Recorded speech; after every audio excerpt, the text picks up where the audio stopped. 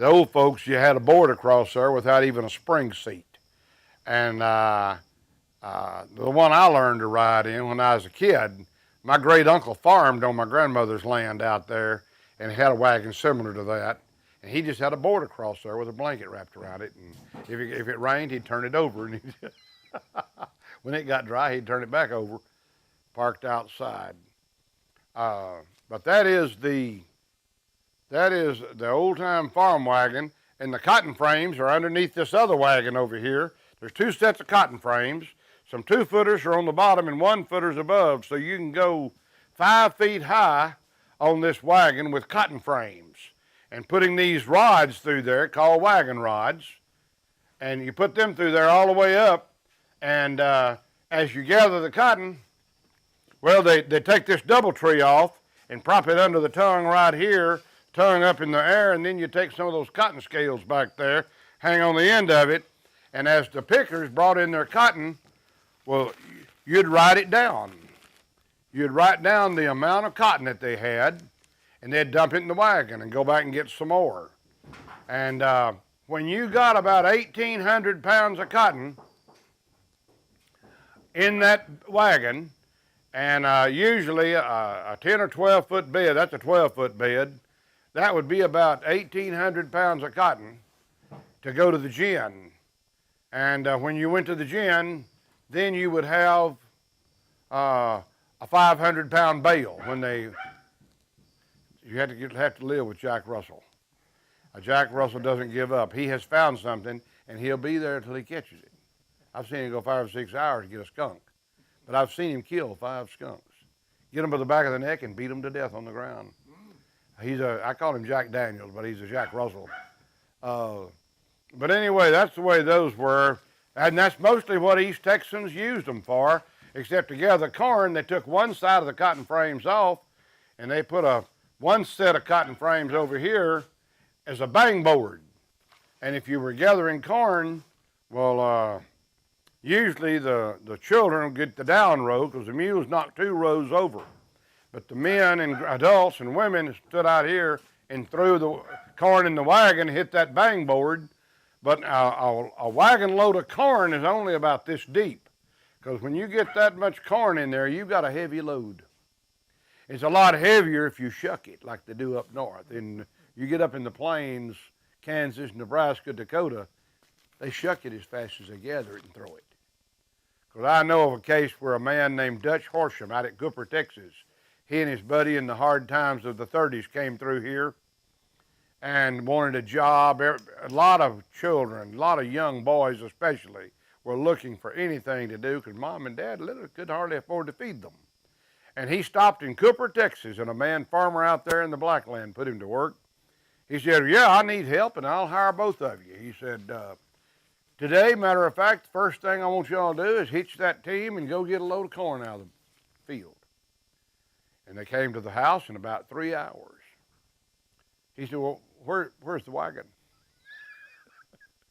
He says, it's broke down. He said, No. He says, "You hit something, you run into something, the mule didn't run away, break it, tear it up." No, sir. It broke down. It collapsed. He said, "Son, I farmed all these years and that wagon never failed me." He said, "I got to see this." They went walking down in the field. He didn't know they were going to shuck it.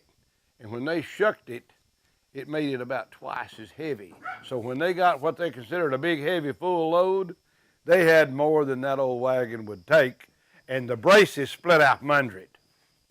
Those braces across there go all the way under the bed.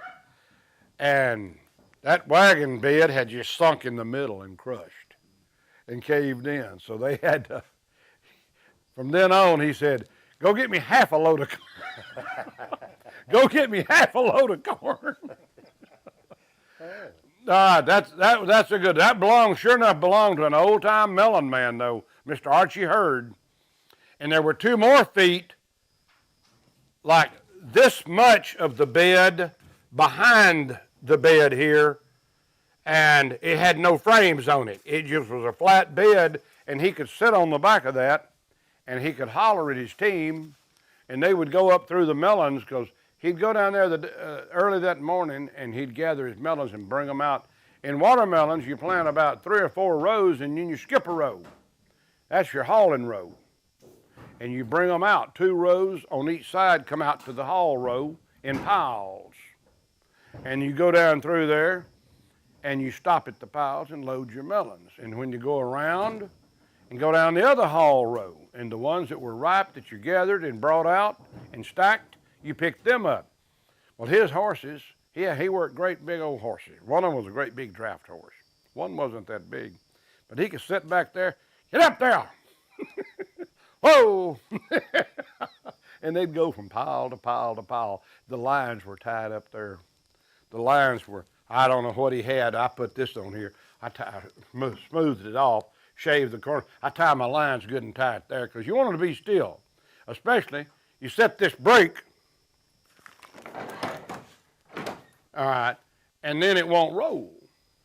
And go down a steep hill, you can put your foot on that and give it extra pressure. Try to hold it back because you got a good load in a real steep hill, they need some help. Of course, they got breeching on the harness that goes around behind the horse and holdback straps that come up through the center and come through the front legs and go around the breast choke on the end of the tongue. And that'll help. The horses can sit their weight back into that harness, the breeching harness, and that helps hold. That's how they back up a load. Horses are supposed to be able to back up about as much as they pull. That's what the Army said on supply wagons. When they pulled into the train depots in France in World War I, they used mostly horses. And until the end of the war, they had a lot of trucks. But anyway, when they delivered that ammunition or food or whatever to back up to the unloading dock, those teams had to back that wagon in there just right. You know, cut real short and back up, and cut real short and back up, and then swing all the way out, and then back all the way up and bump into the loading dock. But anyway, you might not need all that. But anyway, this is the old chuck wagon. Hold on, Pat. Okay. Can we turn on the light? Sure. Let me see if